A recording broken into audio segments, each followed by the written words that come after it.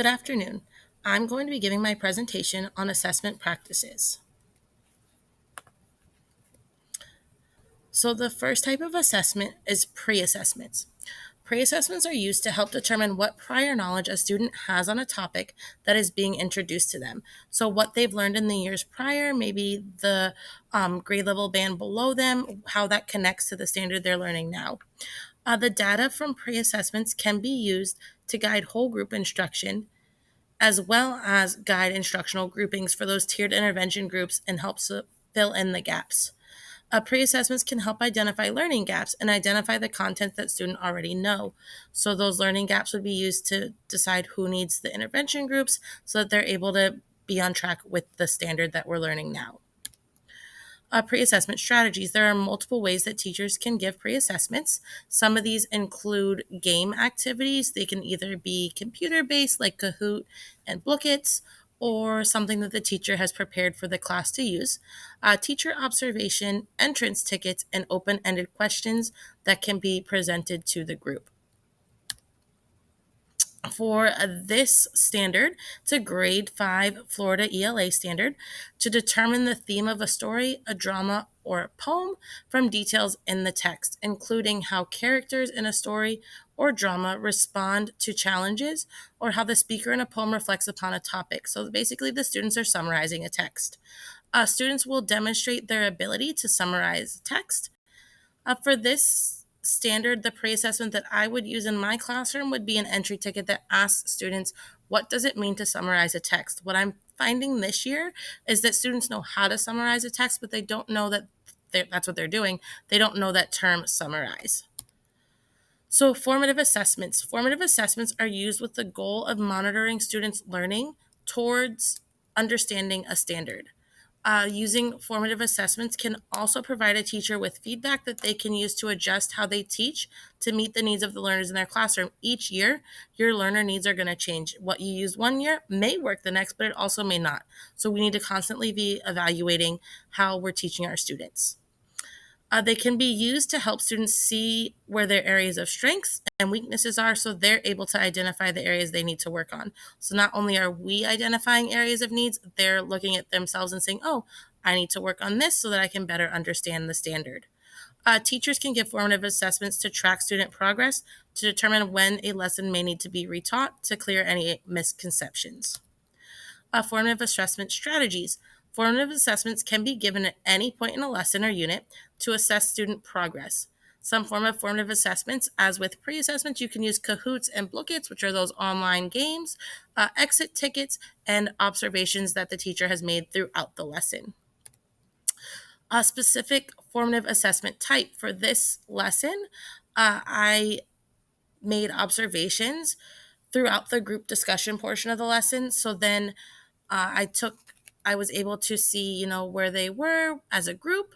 And then for that independent formative assessment, I gave one of our apply understanding questions out of our benchmark ELA curriculum and had students answer that as a ticket out the door.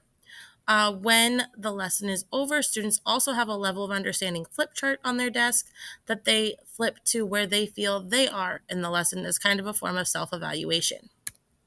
Summative assessments. Summative assessments are to evaluate students' learning and achievement when the class has reached the end of a unit, the end of the course, the end of the year, for if it's in elementary school. And then students complete a summative assessment. When students complete a summative assessment, it is to provide a final evaluation to the teacher to see the student's achievement on a standard. Summative assessment strategies. So some common form of summative assessments are a written report, a unit assessment, or projects and presentations.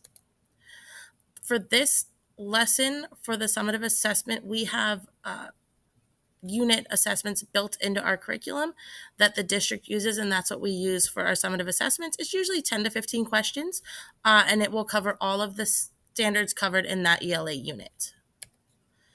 Multiple methods of assessments. It's key that teachers are using a variety of assessments throughout the year.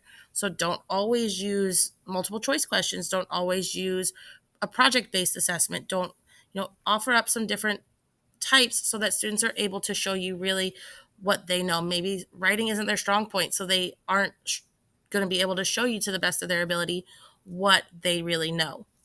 The more assessments that student completes, that means there'll be more data. So if a student only completes one assessment on a standard and maybe it's an off day, it really doesn't give you a complete picture of what they know on the standard.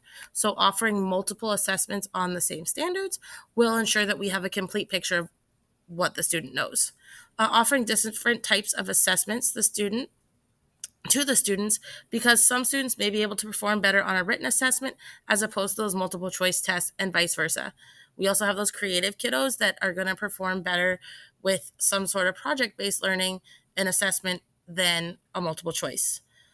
Formative assessments can be used as a progress monitoring tool, whereas summative assessments will show teacher what knowledge students have gained on a standard. Technology. In our district, we use iReady. It's an online program that assesses students' area of needs and monitors their progress throughout the school year. So students complete a diagnostic at the beginning of the year, the middle of the year, and end of year, and it will give them lessons to complete for their My Path, which is what they are working on, where they need to be able to be successful as readers. When we think of our ELL students, they use WIDA screeners to determine what they need as assistance to become fluent as English language learners. In Florida, we have the FAST assessment, which is a standardized progress monitoring assessment given 3 times a year in both math and reading. And then 5th and 8th grade have a science end of the year assessment that they take. In another district I've worked in, we used a MAP growth assessment, which is a nationally standardized achievement test that measures what students already know and what they're ready to learn. And as students are taking these tests, the questions will change to get exactly where the student needs to be, and it will predict standardized testing scores. Thank you so much for listening to my presentation, and I hope you have a great rest of your day.